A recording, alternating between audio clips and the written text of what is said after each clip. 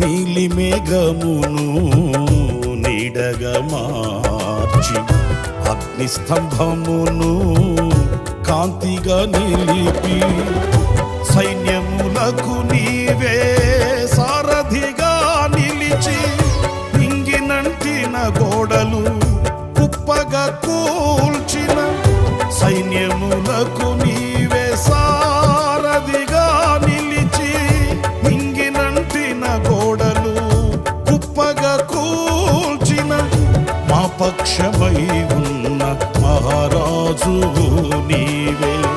నీకు సాధ్యము కానిది ఏదైనా కలదా?